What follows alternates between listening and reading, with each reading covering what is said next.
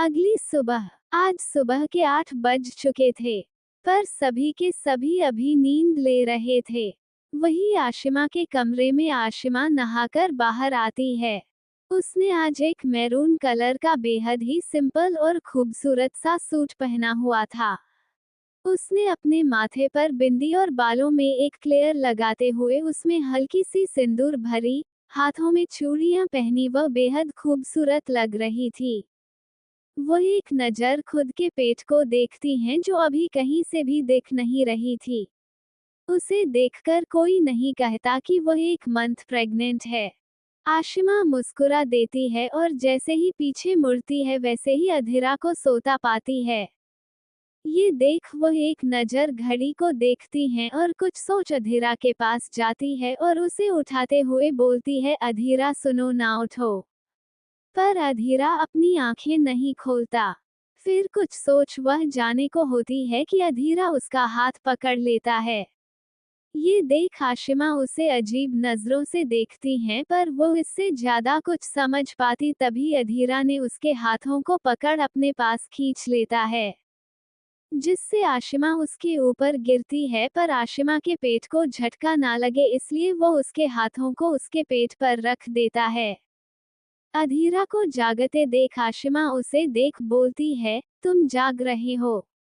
ये सुन अधीरा उसे देखते हुए खुद के करीब खींच लेता है और उसे देख बोलता है, मैं तो कब से जाग रहा हूँ, जब से तुम बाथरोब पहनकर बाहर आए और फिर तुमने ये खूबसूरत सा कपड़ा पहना, फिर अपना श्रृंगार किया। ये सुनते ही आशिमा की आंखें बड़ी हो जाती है और वह अपना सर अधीरा के सीने में छुपाते हुए बोलती है, बेशर्म इंसान, तुम्हें शर्म नहीं आती मुझे ऐसे देखने में। दरअसल आशिमा ने इस कमरे में अपने कपड़े चेंज किए थे। अब उसे बेहद अजीब सा लग रहा था। ये देख अधीरा उसे खुद के करीब करते हुए बोलता है, तुम तो ऐसे शर्मा रही हो जैसे मैंने कभी कुछ देखा ही ना हो। ये सुन आसिमा उसे गुस्से में घूरते हुए बोलती है, छोड़ो मुझे, मुझे तुमसे भी कोई बात नहीं करनी। यह सुन अधीरा उसके कमर में हाथ डालते हुए उसे खुद के नीचे कर लेता है और उसके चेहरे पर बिखरे हुए बालों को पीछे कर बोलता है, तुम्हें नहीं लगता हमें नजदीक आए काफी दिन हो गया है। ये सुन आसिमा उसे घूरती है और बोलती है, वह तुम हो जो मेरे नजदीक नहीं आते कि कहीं तुम्हारे बेटा को कुछ हो न जाए। उसकी बात को काटते हुए अधीरा बोलता है, बेटा नहीं बेटी। ये सुन आसिमा आंखें छोटी कर घूरते हुए बोली, बेटा हो चाहे बेटी, पर यह डिसाइड तुम कैसे कर सकते हो कि बेटी ही होगी। ये सुन अधीरा आसिमा के नाक पर किस करते हुए बोलता है, क्योंकि मैं चाहता हूँ कि मेरी बेटी बिल्कुल तुम्हारी जैसी हो, पर लड़ाकू नहीं, मेरी जैसी शांत। ये सुन आशिमा नकली हंसी हंसते हुए, हा हा वेरी फनी, मैं कभी नहीं चाहूंगी कि मेरा बेटा या बेटी तुम्हारे जैसा हो क्योंकि तुम एक क्रिमिनल हो। वह इतना ही कहती है कि चुप हो जाती है। वह आंखें नीचे कर देती है, फिर अधीरा को कुछ रिस्पांस ना करता देखा वह धीरे से आंख खोल उसके रिएक्शन को देखने लगती है जिसके चेहरे पर एक स्माइल थी। ये देख आशिमा हैरान हो जाती है और सोचने पर मजबूर हो जाती है, मुझे लगा मैंने अभी कुछ ऐसा बोला जो नहीं बोलना चाहिए। उसे ऐसा सोचता देख अधीरा उसके चेहरे पर एक उंगली रख अपनी तरफ करते हुए उसके बेहद नजदीक झुकते हुए बोलता है, बेबी अगर मुझे अपनी फैमिली, अपनी बीवी और अपनों को बचाने के लिए किसी का खून करना पड़े और क्रिमिनल का टैग भी लेना पड़ेगा तो मैं कभी इससे पीछे नहीं हटूंगा। पता है क्यों? क्योंकि मैं आज तक कभी किसी बेगुनाह को मौत नहीं दी। पर मैं गुनहगार को कभी छोड़ता नहीं, चाहे वो गुनहगार मेरा खुद का कोई भी हो। उसकी ऐसी बातें सुन एक पल के लिए आशिमा डर से सहम जाती है। आशिमा अधीरा के चेहरे पर का हाथ रखते हुए बोलती है, अधीरा तुम्हें नहीं लगता हमारे आने वाले बच्चों को ये सब देखना एक बहुत बड़ी बात हो जाएगी? क्या तुम ये सब छोड़ नहीं सकते? ये सुन अधीरा उसे देखता है और बोला, यह मेरे चेहरे का जो निशान देख रही हो ना, जैसे यह मेरे अस्तित्व से जुड़ गया है वैसे ही यह काम मेरे अस्तित्व से जुड़ चुका है और मैं इसे कभी खुद से अलग नहीं कर सकता।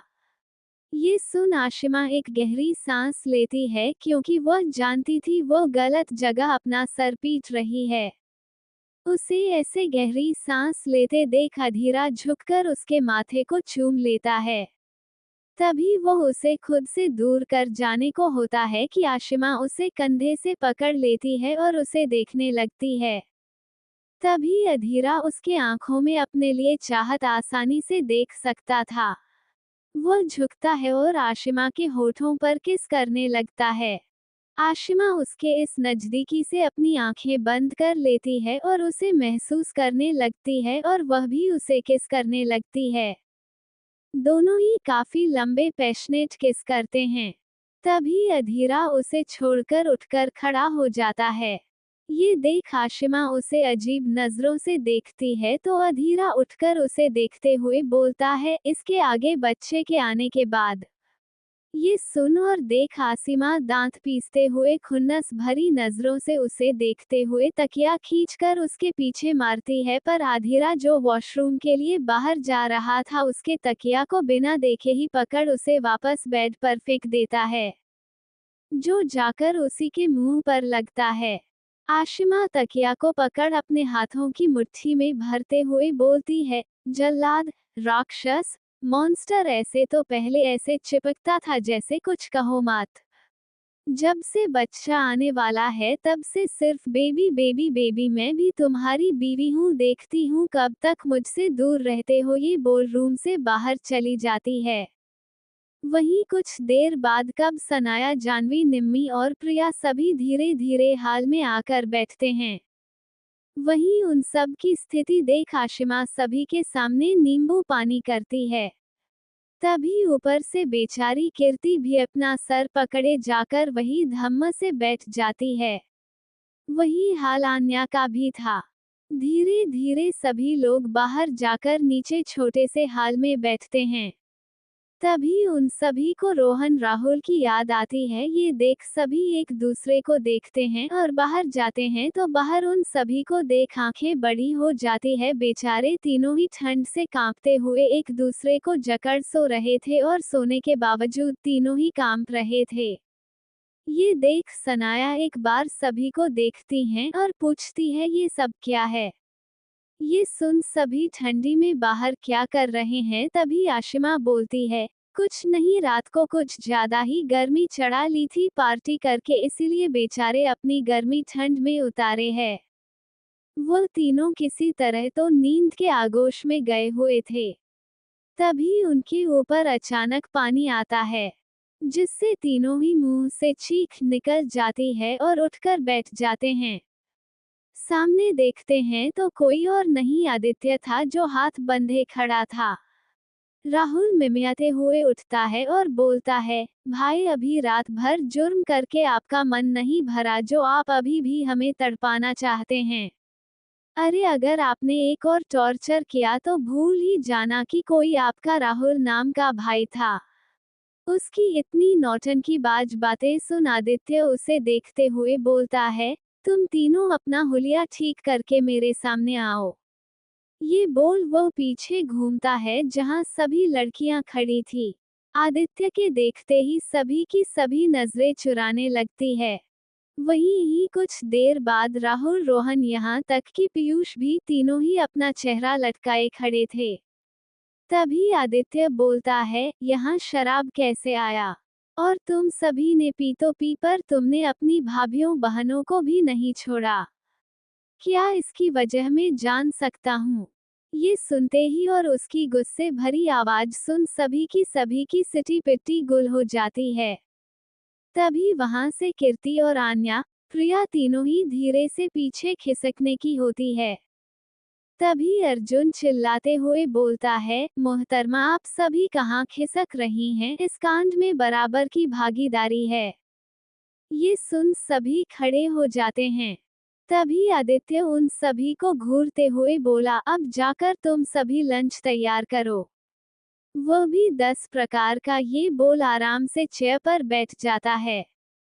सभी उसे खा जाने वाली नजरों से घूर रहे थे, पर फिलहाल में आदित्य का कहा वहां पर कोई नहीं टाल सकता था।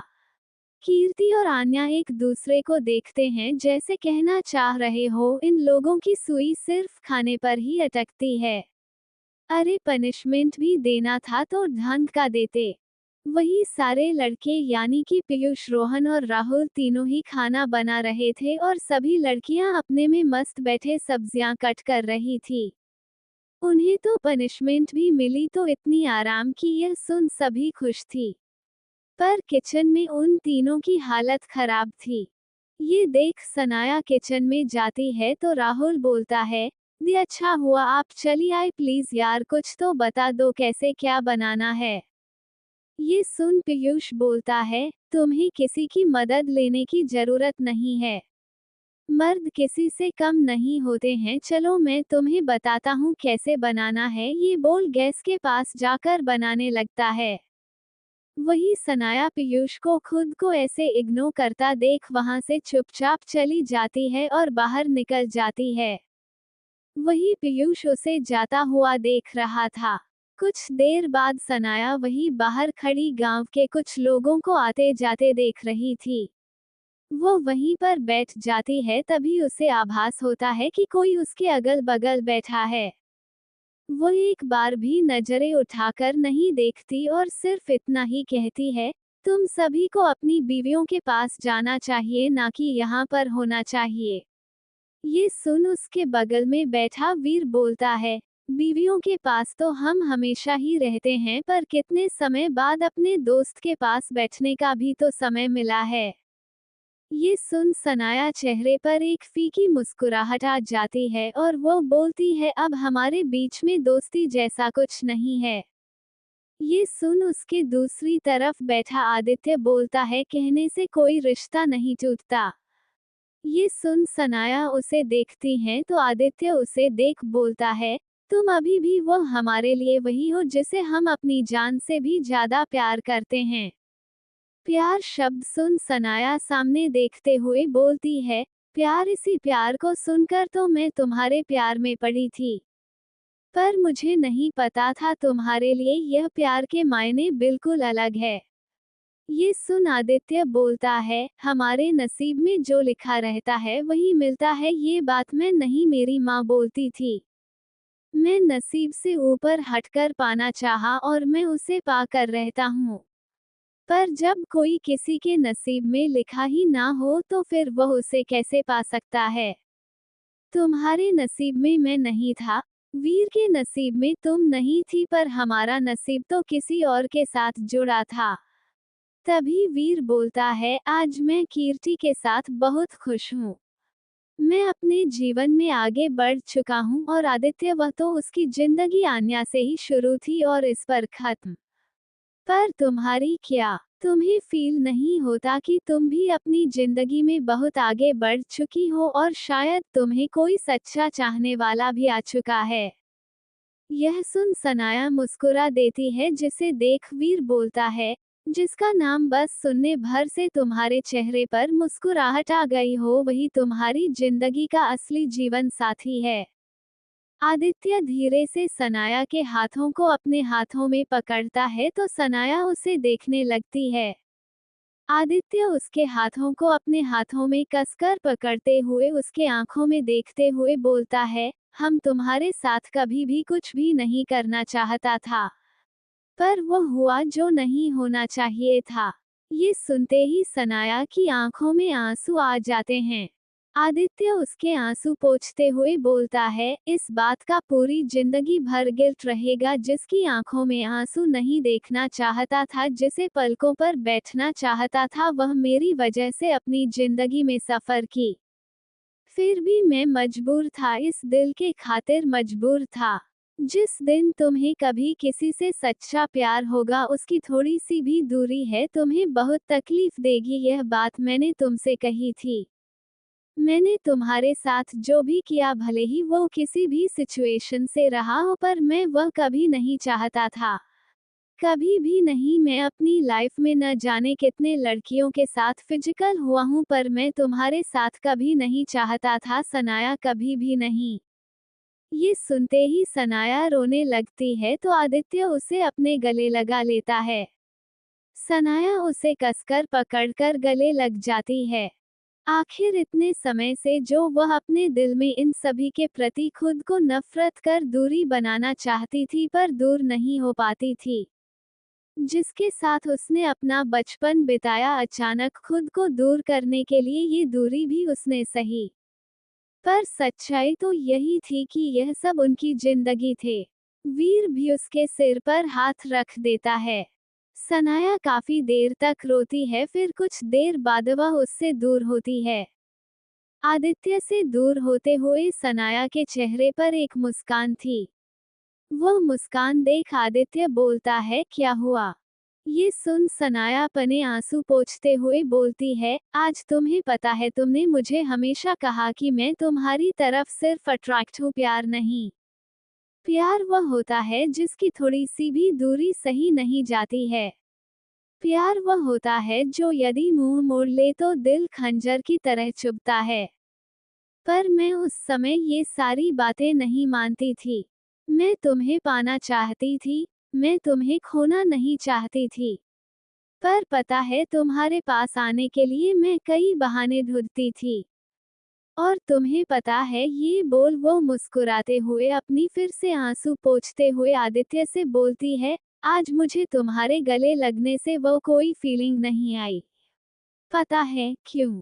आदित्य उसे देख मुस्कुराते हुए बोला, क्यों? ये सुन सनाया बोलती है, क्योंकि मुझे आज सच्चा प्यार और एक अट्रैक्शन में फर्क समझ आया है। ये बोल सनाया आंसू भरी आंखों से हंसते हुए बोलती है, सच है, मुझे आज समझ आता है कि प्यार क्या होता है। प्यार वह है जिसके मुंह मोड़ लेने से तकलीफ होती है। ये बोलते हुए वह पीयूष के हरकतों को याद करती है जब वो उससे बात नहीं कर रहा है। ये सब चीज उसे कितनी तकलीफ दे रही है। जब भी आदित्य उससे बात नहीं करता था तो उसे यह कभी तकलीफ नहीं हुई, वह सिर्फ आदित्य को पाने के जुनून में वह हर कोशिश करती थी, पर आज उसे तकलीफ का एहसास हुआ था। उसकी मुस्कुराहट देख वीर उसका दूसरा हाथ पकड़ते हुए बोलता है, इसका मतलब तुम सच में पीयूष से प्यार करती हो? ये सुन सनाया मुस्कुराते हुए आंसू भरी आंखों से हाँ में सिर हिलाती है और हंसते हुए बोलती है, अपने से कुछ साल छोटे लड़के से। ये सुनते तीनों ही हंसने लगते हैं। उनके हंसने की आवाज घर में सभी लोगों को सुनाई देती है। वही पीयूष भी बाहर आकर दरवाजे से टिकर उन्हें ही देखे जा रहा था। तीनों ही एक दूसरे को हग किए बैठे हुए थे। आज सनाया ने अपने दिल की सारी बातें कह दी थी।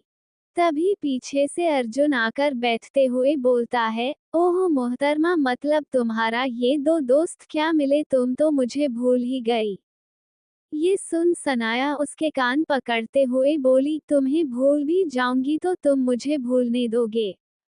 अर्जुन अपने कान छुड़वाता है, तभी आदित्य अपने हाथ बढ़ाते हुए बोलता है, क्या हम दोस्त बन सकते हैं?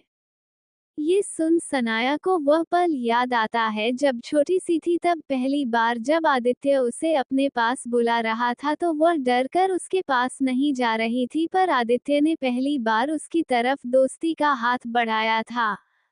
ये याद आते ही सनाया मुस्कुराते हुए उसके हाथों पर हाथ रख बोलती है, दोस्त। वही वीर भी रखता है तो वही पीछे से अर्जुन भी। तभी वह हौंफते हुए वहां से रोहन भागते हुए आता है और हौंफते हुए उन सभी के हाथों पर हाथ रखते हुए बोला, तुम सभी तो मुझे भूल ही गए, ये बोल अपने हाथ रख देता है। सभी एक दूसरे से खिलखिलाकर हंसने लगते हैं। वही सभी लोग उन्हें सबको देख रहे थे, वही अधीरा एकटक उधर ही देख रहा था। सनाया आज बहुत खुश थी। उसने भले ही अपनी नाराजगी दिखाई थी, पर वो कभी भी आदित्य और वीर से दूर नहीं जाना चाहती थी। पर वह आदित्य से दूरी भी जरूरी थी, क्योंकि वह कभी भी आन्या को उसकी असलियत नहीं बताना चाहती थी, क्योंकि उसने आन्या की मासूमियत को देखा था, वो आदित्य से कितना प्यार करती है, उसके प्रति कितनी पजेसिव है। भले ही वह दोनों आज एक अच्छे दोस्त थे, पर कोई भी लड़की या कोई भी पत्नी कभी बर्दाश्त नहीं करेगी कि उसके पति की मिस्ट्रेस उसके अभी भी साथ है और उन दोनों के बीच कुछ नहीं है। ये अच्छे अच्छे लोगों को भी मन में शक पैदा कर देता है। पर शायद भगवान भी यही चाहते थे कि उसके और आदित्य के बीच में दूरी हो। नहीं तो वो आज पीयूष की फीलिंग को समझती ही नहीं, ना वो उससे अटैच होती है, और ना ही वह अपने दर्द से उबर पाती। आज वह खुश थी, आज वह पूरे अपने फीलिंग के साथ श्योर थी कि वह भी उससे प्यार करने लगी है, वो प्यार जो अब तक किसी से नहीं था। वही आदित्य जिसके दिल में सनाया के लिए एक इज्जत, दोस्त वाला, फैमिली वाला प्यार था। पर सनाया ने उसे उस समय उसका साथ दिया था जब वह जिंदगी और मौत के बीच में जूझ रहा था। वह एक गिल्ट में था जो वह कभी भी इस गिल्ट से दूर नहीं हो सकता था। उसने कोशिश की थी सनाया को अपनाने की। कितने दिन और रात उसने सोचा कि वह सनाया को अपनी जिंदगी में शामिल कर उसकी जिंदगी संवार दे, पर हर बार वह दिल से हार गया था। वह जान चुका था अगर वह सनाया से शादी कर भी लेता है, तो भी वह उसे कभी जिंदगी भर प्यार नहीं कर पाएगा। शायद इसलिए उसने ये दूरी बनाना ही उचित समझा। पर वह हमेशा चाहता था कि सनाया की जिंदगी में कोई ऐसा आए जो उसकी कमी को उसकी जिंदगी में भर दे। उसे भूलकर अपनी जिंदगी में आगे बढ़े, तभी शायद उसे अपना गिल्ट कुछ कम होता दिखेगा। आज उसे पता था कि पीयूष एक नेक इंसान है और वह सच में सनाया से प्यार करता है, और आज सनाया की बातें सुन आज उसके दिल को एक सुकून था। वही वीर जिसने सनाया से बेइंतहा प्यार किया था। पर कीर्ति के लाइफ में आ जाने से उसने सनाया को अपने दिल से भुलाना आसान हो गया था। वह मन से तभी दूर हो गया था जब उसने आदित्य और सनाया को एक साथ देखा था। पर दिल में एक प्यार हमेशा था, पर अब जब से कीर्ति ने उसके दिल में जगह बनाई थी, उसके मन में सनाया के लिए अब वैसी कोई फीलिंग नहीं थी। आज तीनों ने ही अपनी पुरानी दिल्लगी को छोड़ आज एक नई दोस्ती की शुरुआत की थी। जिस किसी का भी किसी के प्रति कुछ नहीं था तो सिर्फ दोस्ती। वही उन सभी को ऐसे देख आशिमा सभी को आवाज लगाते हुए बोलती है, नाश्ता तैयार है या फिर बातों से ही आप सभी को पेट भरना है। ये सुन सभी पीछे देखते हैं। वही कीर्ति वीर को ही देखे जा रही थी। ना जाने क्यों, पर उसके मन में अभी भी एक डर था कि कहीं वीर सनाया से अभी भी तो प्यार नहीं करते। हालांकि दोनों ज्यादा मिलते नहीं थे, इस बात से उसको सुकून था, पर आज इस तरह से एक दूसरे के पास देख उसके मन में एक डर सा लग रहा था। तभी वीर की नजर कीर्ति पर जाती है तो कीर्ति मुड़कर अंदर चली जाती है। वीर के चेहरे पर मुस्कान आ जाती है, शायद वह कीर्ति की भावनाओं को समझ जाता है। वहीं आन्या इन सब से बिल्कुल अनजान की सनाया और आदित्य की जिंदगी कैसे जुड़ी है और कैसे खत्म हुई है। वह तो बस इन सभी को एक दोस्त के नजरिए से देख रही थी, पर इस बात से अनजान कि आने वाले समय में शायद यही बात उसे अपनी जिंदगी में झकझोर कर रखने वाली थी। सभी अंदर जाते हैं तो देखते हैं पूरी तरह से बेचारा राहुल पीयूष एकदम बावर्ची बने हुए थे। वही रोहन भी साथ में प्लेट्स लग रहा था। तभी रोहन आदित्य से बोलता है, भाई आपको नहीं लगता कि आपने हम सभी को एकदम से नौकर बना के रखा है? अरे इतना भी क्या कर लिया हमने? और इन सभी को ये बोल वह सभी लड़कियों पर इशारा करते हुए बोलता है, ये सभी कुछ नहीं की है, बस बैठकर मटर गश्ती कर रही थी। रोहन के बच्चों जैसी कंप्लेंट सुन आन्या उसे देखते हुए बोलती है, हर जगह तो कहते हो कि मर्द में सबसे दम होता है। लड़के वह कर सकते हैं जो लड़कियां नहीं कर सकती, तो अब क्यों तुम्हारी फट रही है? रोहन उसकी बात देख आन्या को देख गुस्से में आदित्य से बोलता है, भाई सच्ची सच्ची बता रहा हूँ, यदि यह आपकी बीवी नहीं होती ना तो मैं तभी आन्या उठकर खड़ी होते हुए बोली, तो क्या? ये सुन रोहन बोलता है, तो मैं तुम्हें यहाँ से उठकर बाहर फेंक देता। तभी आन्या मुंह चिढ़ाते हुए बोली, ये घर ज्यादा ऊंचाई पर नहीं है, मेरी कुछ भी नहीं होती। हड्डी भी नहीं टूटती, पर मेरे गिरने से मेरा पति, मेरा भाई तुम्हारी हड्डियां जरूर तोड़ देता। उन दोनों को बेवजह बेतुके बात पर लड़ते देख आदित्य घूरते हुए बोलता है, चुपचाप तुम दोनों बैठो। तभी वहां पर अधीरा भी आकर बैठता है। अधीरा बैठते ही जानवी भी पीछे पीछे आती है। तभी रोहन जो सब कुछ परोस रहा था वह थोड़ा दूर हो जाता है। जानवी का रोनी सूरत बना था, क्योंकि आज उससे अधीरा बिल्कुल बात नहीं कर रहा था और जानवी को अफसोस था कि क्यों उसने पी। वो एक बार अधीरा को देखती हैं, फिर आशिमा की तरफ, तो आशिमा उसे आंखों के इशारों से चुप रहने को बोलती है और सब ठीक होने को कहती है। तो जानवी भी खाना खाने के लिए बैठ जाती है। तभी अधीरा अपनी प्लेट सीधी करते हुए रोहन की तरफ देख बोलता है, क्या हुआ, अब तुम्हें खाना नहीं परोसना? ये सुन रोहन एक नजर आदित्य को देखता है और एक नजर वीर को, और फिर जाकर अधीरा के प्लेट में खाना सर्व करता है। तभी वह जाने को होता है कि अधीरा बोलता है, अभी एक थाली और है, लगता है तुम्हें कम दिखाई दे रहा है। ये सुन रोहन के हाथों की मुट्ठियां कस जाती है और वह जाकर जानवी के थाली में खाना निकलता है। वही जानवी चोरी नजरों से उसे ही देख रही थी। तभी अधीरा खाना खाते हुए बोलता है, इंसान की औकात क्या होती है, कभी ना कभी पता चल ही जाती है।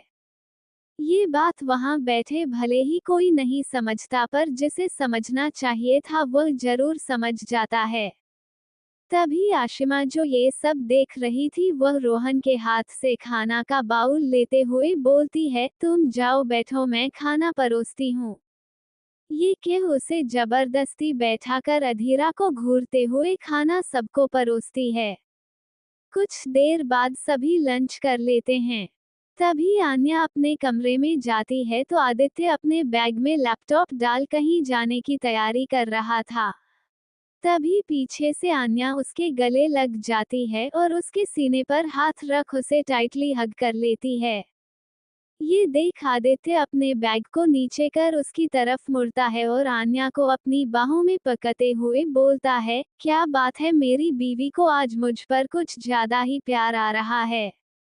लगता है रात का प्यार काफी कम पड़ गया है तुमको।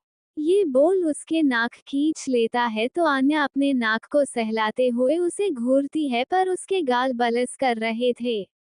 ये देख आदित्य झुककर उसके गालों को चूम लेता है। यह महसूस कर आन्या अपनी आंखें बंद कर लेती है।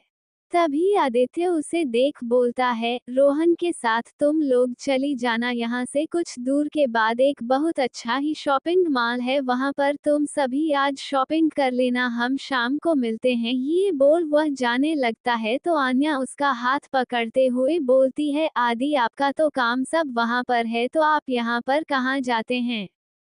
आदित्य आन्या को देखते हुए बोलता है, क्यों, क्या तुम्हें मेरे साथ टाइम स्पेंड करना है? ये सुन आन्या जल्दी जल्दी हाँ में सिर हिलाती है और उसके हाथ से बैग नीचे रखते हुए बोलती है, प्लीज ना चलिए ना आप भी हमारे साथ, आप कभी हमारे साथ कहीं नहीं जाते हैं। ये बोल मासूम सा मुंह बना लेती है। ये देख आदित्य उसके करीब आते हुए बोलता है, यदि मैं तुम्हारे साथ चलूंगा तो उसमें मेरा क्या फायदा? ये सुन आन्या बोलती है, आपका भी फायदा होगा, आप भी वहां पर शॉपिंग कर लेना। ये सुन आदित्य उसे देखता है और झुककर उसके कान के पास बोलता है, मुझे अपना फायदा लेने अच्छे से आता है। ये बोल वो उसके कान को काट लेता है। आन्या चिहुंक सी जाती है। कुछ देर बाद आन्या बाहर आती है तो शिवी उसका मुंह देख हंसने लगती है। उसको हंसते देख आन्या उसे गुस्से में खा जाने वाली नजरों से देख रही थी। दरअसल आन्या आदित्य को रोककर शॉपिंग मॉल में ले जाकर वह सभी को दिखाना चाहती थी कि वो उसकी बात मानता है, क्योंकि शिवी ने साफ कहा था भाई को इन सभी चीजों में इंटरेस्ट नहीं है। वो अपने काम के प्रति काफी डेडिकेटेड है। पर आन्या ने साफ कहा था कि वो उसे मना लेगी। पर उसे अकेला आते देख उसके हंसी छूट जाती है। वही पीछे से आदित्य बाहर जाते हुए बोलता है, मेरा वहां इंतजार करना, हम वापसी में साथ आएंगे। ये बोल चला जाता आन्या के चेहरे पर मुस्कान आ जाती है। कुछ देर बाद अधीरा आशिमा को छोड़कर सभी शॉपिंग के लिए जा चुके थे। वही वीर आदित्य अर्जुन दोनों ही किसी काम से बाहर गए हुए थे। वही राजवंश हाउस में दोपहर को लंच का समय था। विभा सभी के लिए खाना परोस रही थी और सभी वहां पर बैठते हैं। तभी दरवाजा नॉक होता है। वह जाकर खोलती हैं तो सामने मारिया, सुधा, सौरभ और आलोक थे। वह सभी आशिमा के घर पर ही रुके थे, पर पृथ्वी ने उन सभी को यहाँ पर बुलाया था। सभी लंच के लिए बैठते हैं। वही सौरभ विभा के खाने की तारीफों की फूल बांधे जा रहा था। वही सुधा उसे देख मन ही मन सोचती है, कितना भुक्कड़ इंसान है, रास्ते भर अभी कुछ न कुछ खाता ही आया है। वही मारिया सौरभ के बगल में बैठ उसके कान के पास जाकर बोलती है, बस कर, कितना खाता है बे, तेरे पेट में कहाँ जा रही है। ये सुन सौरभ घूर कर उसे देख बोलता है, जहाँ तेरे पेट में जाती है वही मेरी भी पेट में जाती है। ये कह उसे फुल इग्नोर कर विभा से बोलता है, वैसे विभा जी सच सच बताए, आपने खाना बनाना कहाँ से सीखा। सच बता रहा हूँ, क्या स्वादिष्ट खाना बनाती है। ये बोल वो उनके हाथ पकड़ उसे चूम लेता है। ये देख तो सभी की आंखें ही बड़ी हो जाती है। वही पृथ्वी जी सौरभ को घूरते हुए देखने लगते हैं, जिससे सौरभ कनखियों से देख रहा था। विभा सौरभ की इस हरकत पर हंस देती हैं। तभी सौरभ बोलता है, आपको पता है, ऐसे ही मेरी एक दोस्त थी जो बेहद टेस्टी खाना बनाती थी, इतना टेस्टी कि मैं क्या ही तारीफ करूं। मैं तो उसके बनाए हुए सारे खाने को चट कर जाता था। ये सुन दादी बोलती है, तो आप भी अपने उसे दोस्त को बुलाए ताकि हम भी तो देखें ऐसा कौन है जो इतना टेस्टी खाना बनाती है। ये सुन सौरभ के हाथ रुक जाते हैं। वही यह सब सुन पृथ्वी के हाथों की मुट्ठियां कस जाती है। तभी सौरभ एक नजर पृथ्वी को देखते हुए बोलता है, अब वो इस दुनिया में नहीं है। ये सुन सभी को अफसोस होता है। तभी विभा बोलती है, क्या हुआ आपकी दोस्त को। ये सुन सौरभ खाना खाते हुए अपना चम्मच रखते हुए बोलता है, बहुत मासूम थी मेरी दोस्त, इतनी मासूम कि प्यार के लिए, सिर्फ प्यार के लिए उसने न जाने कितनों से ले ली। उसके गौर सभी गौर से सुनने लगते हैं। वही मारिया सौरभ को ही देखे जा रही थी। तभी सौरभ बोलता है, बचपन से मेरे साथी, उसकी ऐसी बातें और आवाज सुन दादी दादा हर कोई गौर से सुनने लगता है। तभी दादी बोलती हैं, तो क्या हुआ तुम्हारी बहन को। ये सुन सौरभ एक गहरी सांस लेकर बोला, बहन नहीं, पर बहन से बढ़कर थी। हम दोनों एक साथ रहते थे। हमारे परिवार नहीं था, हम अनाथ थे, हमारे कौन माँ बाप थे हमें यह नहीं पता, पर हम दोनों एक साथ बहुत खुश थे। फिर हमें किसी ने अडॉप्ट किया, एक अच्छी जिंदगी दी। हमने हर अच्छा बुरा काम सीखा। फिर यह सुन विभा सौरभ से बोलती है, फिर क्या। सौरभ, फिर मेरी राजकुमारी सी बहन को किसी से बेइंतहा प्यार हो गया। ये सुन सभी अपना खाना रोक सुनने लगते हैं।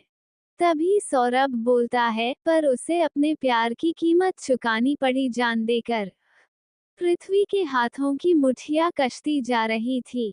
तभी विभा बोलती है, पर उनकी जान गई कैसे। ये सुन सौरभ बोलता है, उसके ही पति ने उसे मार डाला। ये सुनते ही पृथ्वी जोर से अपने खाने के थाली पर हाथ मारता है, जिससे उसके हाथ से फर्श पर नीचे गिर जाती हैं और सभी के सभी उठकर खड़े हो जाते हैं। वही पृथ्वी गुस्से में सौरभ के कॉलर को पकड़ लेता है और लगभग उसे उठाते हुए बोलता है, क्या कहना चाहते हो तुम। ये सुनकर सौरभ खुद को छुड़ाने लगता है। ये सुन सौरभ बोलता है, सच्चाई सच्चाई बता रहा हूँ। ये सुन पृथ्वी बोलता है, सच्चाई यह है कि मैंने सारिका को नहीं मारा, समझे तुम, मैंने सारिका को नहीं मारा। ये कह वो उसे झटक देते हैं। वो गिरता तब तक मारिया उसे संभाल लेती है। पृथ्वी वहां से उठकर चले जाते हैं। वही आलोक सौरभ को दांत पीसते हुए सिर्फ देखते हुए वह पृथ्वी के पीछे चला जाता है। वही सुधा सौरभ से बोलती है, हो गई तुम्हारे मन को शांति। विभा तो शॉकर थी। यह उसके लिए एक बहुत बड़ी सच्चाई थी कि सारिका सौरभ से रिलेटेड है। अब तक तो उसने सिर्फ इतना ही जाना था कि वो उसकी पत्नी है, एक अनाथ है और वो किसी माफिया गैंग से जुड़ी थी। पर उसे नहीं पता था कि उसकी कोई फैमिली भी है। वो गिरती तभी उसे सुधा जाकर संभाल लेती है। वही सौरभ के चेहरे पर एक तिरछी सी स्माइल थी। वो मारिया को देखता है तो मारिया मुस्कुरा देती है। वही सौरभ किसी को मैसेज कर देता है। वही आदित्य जो इस समय वीर के साथ एक हाईवे पर बैठा हुआ था और वीर उसे कुछ समझ रहा था। तभी आदित्य फोन पर मैसेज की आवाज सुन उसे खोलता है और उसे पता है और उसके चेहरे पर कोई भाव नहीं थे। तभी वीर उसके ऐसे रिएक्शन को देख वो उस मोबाइल को उठा उस मैसेज को पता है तो भौवें तन जाती है।